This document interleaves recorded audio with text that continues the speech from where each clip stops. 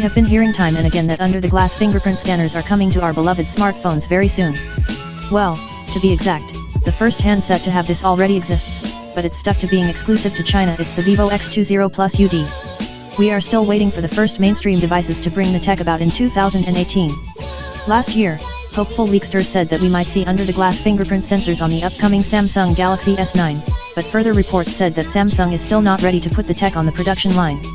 Instead, the Galaxy Note 9 would be the first Samsung phone with a fingerprint scanner embedded in its display. At least that's what the rumor mill sources agree on right now. This latest leak shows us a sketch off of an alleged patent that has been granted to Samsung. In it, we see a handset with a fingerprint pad embedded right in the display. It has that typical elliptical shape that Samsung has been sticking to over the past few years, too.